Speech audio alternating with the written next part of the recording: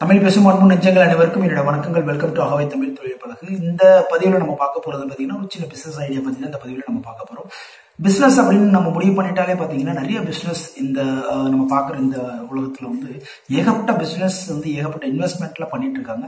எல்லாரும் வந்து ப்ராஃபிட் பாக்குறாங்களா அப்படின்னு பாத்தீங்கன்னா கண்டிப்பா வந்து 100% மக்கள் வந்து அந்த பிசினஸ்ல ப்ராஃபிட் கிடைக்காம வந்து எல்லாரும் வந்து ஆரம்பிச்ச வேகத்திலே வந்து அந்த பிசினஸ் க்ளோஸ் பண்ணிட்டு வேற பிசினஸ் நோக்கி போயிட்டு இருக்காங்க. இதுதான் காலங்காலமா நடந்துட்டு இருக்கு. காரணம் என்ன அப்படின்னு நம்ம கொஞ்சம் வந்து யோசிச்சு பார்த்தோம் அப்படின்னா அதிகப்படியான இன்வெஸ்ட்மெண்ட், அதாவது வந்து சரியான வந்து திட்டமிடல், அதுக்கப்புறம் வந்து தேவையில்லாத வந்து அதிகப்படியான செலவுகள், விளம்பர யுக்திகள் கையாண்டு நிறைய பேர் வந்து பிசினஸ்ல லாஸ் ஆகி எல்லாத்தையும் வந்து க்ளோஸ் பண்றாங்க.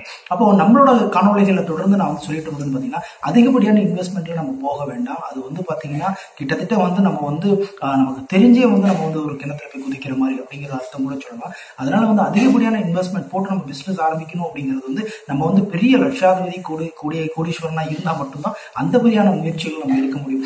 நம்ம வந்து குறைந்த முதலீட்டுல கொஞ்சம் லாபம் கிடைக்கிற மாதிரி பிசினஸ்களை நம்ம பண்ணாதான் நம்மளால வந்து கொஞ்சம் சக்சஸ்ஃபுல்லா இருக்க முடியும். அதுக்கு வந்து சீக்ரெட்ஸ் மெத்தட் என்ன சொல்றாங்க அப்படின்னு பாத்தீங்கன்னா 1/3 பிளான் அப்படின்னு சொல்றாங்க.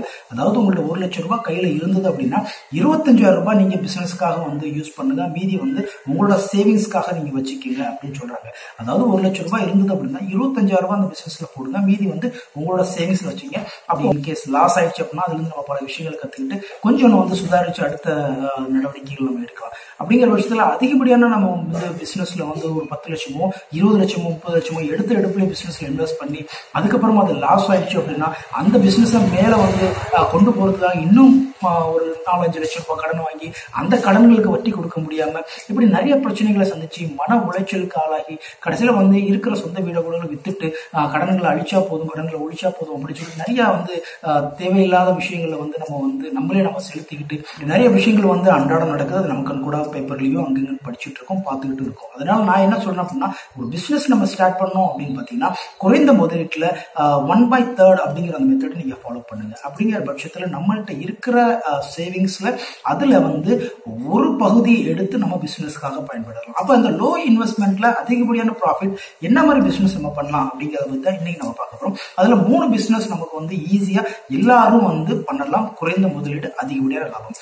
அதுல முதல் பிசினஸ் என்ன அப்படின்னு பாத்தீங்கன்னா சாரீஸ் பிசினஸ். சாரீஸ் பிசினஸ் பாத்தீங்கன்னா எல்லாரும் வந்து பண்ணிட்டு இருக்காங்க அப்படின்னு நம்ம நினைக்கலாம். ஆனா அதுல இருந்து ப்ராஃபிட் இல்லாம எல்லாரும் பண்றாங்களா அப்படிங்கிற ஒரு கேள்விக்குறி வருது. அதனால சாரீஸ் பிசினஸ்ல கண்டிப்பா நமக்கு லாபம் கிடைக்கும். ஆனா நான் வந்து எந்த இடத்துல நம்ம பண்ண போறோம், எங்க அதை சேல் பண்ண போறோம், எப்படி அதை கொள்முதல் பண்ணணும் அப்படிங்கிற விஷயம் ரொம்ப ரொம்ப முக்கியம். நான் ஏற்கனவே என்னோட பதிவுகள் அதிகமா சொல்லியிருக்கேன். நீங்க சாரீஸ் வாங்கணும்னு முடிவு பண்ணிட்டீங்க அப்படின்னா நமக்கு சாரீஸ் வாங்குறதுக்கு சூரத் தவிர வேற எந்த இடமும் கிடையாது. சூரத்துல தான் நம்ம போய் சாரீஸ் மொத்தமா பர்ச்சேஸ் பண்ணணும். அப்பதான் நம்ம நினைக்கிற லாபம் நம்ம கைக்கு வரும். அப்படிங்கிற பட்சத்துல நீங்க சாரீஸ் வந்து சூரத்துல போய் வாங்கிட்டு வந்து நீங்க ஒரு சாதாரண ஒரு வண்டியில வச்சு நீங்க ஊரா எடுத்துட்டு போய் கூட நம்ம சேல் பண்ணலாம். அப்படி இல்ல பட்சத்துல வார சந்தைகள் இருக்கு, வார சந்தைகள்ல நீங்க சேல் பண்ணலாம். அப்படி இல்லாத பட்சத்துல ஏற்கனவே இந்த சாரீஸ் பிசினஸ்ல இருக்கிறவங்கள்ட்ட நீங்க வாங்கிட்டு வந்து மொத்தமா அவங்கள்ட்ட வந்து நீங்க கொடுக்கலாம், அவங்க அந்த ரீட்டைல்ல சேல் பண்ணலாம். இந்த முறைகள்ல இந்த சாரீஸ் பிசினஸ்ல நம்ம ப்ராஃபிட் பார்க்கலாம். இதுல பொறுத்த வரைக்கும் பாத்தீங்கன்னா 60 முதல் 70% நமக்கு லாபம் கிடைக்கும். அதாவது ஒரு 100 ரூபாய்க்கு ஒரு சேரீ நீங்க வாங்குறீங்கன்னா அதுல உங்களோட ப்ராஃபிட் பாத்தீங்கன்னா 50 இருந்து 60 ரூபாய் உங்களோட ப்ராஃபிட் நிற்கும். அப்ப நீங்க அதை மல்டிபிள் பண்ணி கனெக்ட் பண்ணி பாத்துங்க. அப்போ இந்த சாரீஸ் பிசினஸ் நம்ம இப்படிதான் பண்ணணும். அப்போ ரெண்டாவது பிசினஸ் என்னன்னு பாத்தீங்கன்னா ஆடு பிசினஸ். அதாவது ஆடு வளர்த்து நம்ம நேரடியாக சந்தைகள் கொண்டு போய் விற்பனை பண்றது. அப்படி இல்லைன்னா வந்து பாத்தீங்கன்னா ஆடுகளை வந்து வாங்கி விற்பனை பண்றது, ஒரு கையில இருந்து வாங்கி இன்னொரு கைக்கு விற்பனை பண்ற பிசினஸ் நம்ம பண்ணலாம். அதாவது தமிழ்ல ஒரு பழமொழி சொல்லுவாங்க, ஆட்டுல ஆளாகு அப்படின்னு ஒரு பழமொழி இருக்கு தமிழ்ல. அதனால வந்து ஆடு பிசினஸ் நம்ம வந்து என்னைக்குமே சரி ஆடு பிசினஸ் நம்மள கைவிடாது. ரொம்ப லாபம் தரக்கூடிய அதிகப்படியான லாபம் தரக்கூடிய பிசினஸ் கூட சொல்லலாம். இந்த ஆடு பிசினஸ் வந்து 2 விதங்கள்ல பண்ணலாம். ஒண்ணு வந்து பாத்தீங்கன்னா நீங்க ஆடுகளை நேரடியா சந்தைகள்ல வாங்கிட்டு வந்து உங்க வீட்டுல வச்சு நீங்க வளர்க்கலாம். ரொம்ப தேவையில்லை. ஒரு 10 ஆட்டுக்குட்டிகளை நீங்க 2000 ரூபாய் விலைக்கு வாங்கிட்டு வந்து அதுக்கான ஒரு 3 மாசம் நீங்க அதை வளர்த்தீங்க அப்படின்னா அது ஒரு 5000 ரூபாய்க்கு நீங்க விற்கலாம். அப்படிங்கிற விஷயத்துல ஒரு ஆடுகளுக்கு 3000 ரூபாய் உங்களுக்கு லாபம் கிடைக்கும். அப்போ நீங்க 10 ஆடுகள்னா 30,000 ரூபாய் உங்க 3 மாசத்துக்கான வருமானம் கிடைச்சிடும். இது முறையில பண்ணலாம். இல்ல அப்படின்னா ஏற்கனவே இந்த மந்தைகள்ல வந்து ஆடுகளை வச்சிருக்கவங்கள்ட்ட நம்ம வந்து பேச்சுவார்த்தை நடத்தி அதுக்கப்புறம் அவங்கள்ட்ட கொஞ்சம் வந்து பழக்கம் ஏற்படுத்தி இந்த மாதிரி இந்த ஆடுகளை எனக்கு கொடுங்க, நான் சந்தையில கொண்டு போய் வித்துட்டு உங்களுக்கு நான் வந்து நீங்க என்ன ரேட் சொல்றீங்களோ அந்த ரேட் கொடுக்குறேன் அப்படின்னு சொல்லி நம்ம வாங்கி மொத்தமா வாங்கிட்டு ஒரு வண்டியை பிடிச்சி நம்ம சந்தைகளை கொண்டு போய் நம்ம வந்து வித்துட்டு அதுக்கப்புறம் நம்மளோட கமிஷன் நம்ம எடுத்துக்கிட்டு அதுக்கப்புறம் அவங்க சொல்றது விலைகளை அவங்களுக்கு கொடுத்துடலாம். இந்த முறையில பண்ணலாம். மூணாவது முறையில பாத்தீங்கன்னா வெறும் வந்து கெடா ஆடுகளா வந்து அதாவது ஆண் ஆடுகளை வந்து வாங்கிட்டு வந்து அதை வளர்த்து அதை வந்து சில வந்து கெடா விரட்டுறதுக்காக அவங்க அதாவது இனப்பெருக்கத்துக்காக கெடாக்கள் வந்து அந்த மந்தைகள் பெட்டைகள் ஆடு வச்சிருக்கவங்க அந்த இனப்பெருக்கிறதுக்காக வந்து ஆண் ஆடுகளை வந்து தேடிட்டு இருப்பாங்க. நீங்க ஒரு வருஷம் 1.5 வருஷம் நல்லா திடாத்திரமா அந்த ஆடுகளை வளர்த்தீங்க அப்படின்னா கிட்டத்தட்ட 25,000 ரூபாய் வந்து 40,000 ரூபாய் வரைக்கும் ஒரு ஆடு விலை போகும்.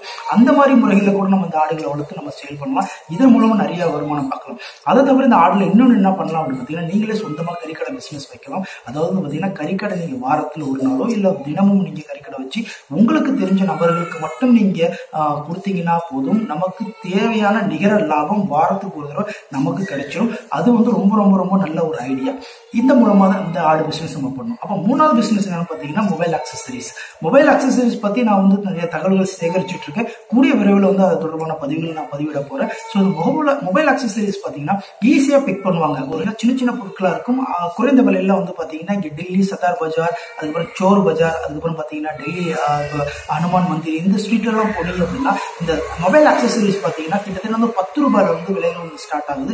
150 ரூபாய்க்குள்ள நம்ம தேவையான மொபைல் ஆக்சசரிஸ் எல்லாத்தையுமே நம்ம வந்து வாங்கிக்கலாம். அதுக்கு ஒரு 10,000 ரூபாய் முதலீடு இருந்தா போதும். அந்த முதலீட்டுல நம்ம தேவையான பொருட்களை வாங்கிட்டு வந்து நம்ம லோக்கல் மார்க்கெட்ல இங்கே ஏற்கனவே நான் சொன்ன மாதிரி வார சந்தைகள் நீங்க கடை போட்டாலும் சரி, இல்ல நீங்க சொந்தமா நீங்க கடை போட்டாலும் சரி, இல்ல ஏற்கனவே இந்த மொபைல் ஆக்சசரிஸ் வச்சிருக்கவங்கள்ட்ட பேசி அவங்கள்ட்ட மொத்தமா நீங்க கொடுத்தாலும் சரி, எப்படி வேணாலும் இந்த பிசினஸ் பண்ணலாம். ஆக மொத்தம் நமக்கு கிடைக்க வேண்டிய லாபம் கண்டிப்பா கிடைக்கும். அப்போ இந்த மொபைல் ஆக்சசரிஸ் பிசினஸ் வந்து நம்ம பண்றதுக்கு மொத்தமா ஒரு இடத்துல நம்ம கொள்முதல் பண்ணணும். இதுக்கு ஒரு 10,000 ரூபாய் வந்து 20,000 ரூபாய் முதலீடு இருந்தா போதும். மொத்தமா ஒரு இடத்துல இருந்து கொள்முதல் பண்ணி வாங்கிட்டு வந்து நம்ம ரீட்டைல சேல் பண்ணுவோம். ஆக இந்த 3 பிசினஸ் தான் நான் உங்களுக்கு வந்து ரெக்கமெண்ட் பண்றேன். ஒன்னு வந்து பாத்தீங்கன்னா சாரீஸ் பிசினஸ், ரெண்டாவது பாத்தீங்கன்னா ஆடு வளர்க்கறது, ஆடு விற்கிறது, மூணாவது பாத்தீங்கன்னா மொபைல் ஆக்சசரிஸ். இந்த 3 பிசினஸ் வந்து என்ன பொறுத்த வரைக்கும் இன்னைக்கு சந்தை மதிப்பு என்ன விலையில விற்குது அப்படிங்கிறது, எவ்வளவு இதுக்கான வாய்ப்புகள் இருக்கு, எப்படி மக்கள் இதை விரும்பி வாங்குறாங்க அப்படிங்கறத நான் சொல்லி உங்களுக்கு தெரிய வேண்டியதில்லை. இதுக்கு நிறைய சந்தை மதிப்பு இருக்கு. குறைந்த முதலீடு, கொஞ்சம் நம்ம உழைப்பை நம்ம போட்டா போதும், வேற எதுவுமே நம்ம பண்ண தேவையில்லை.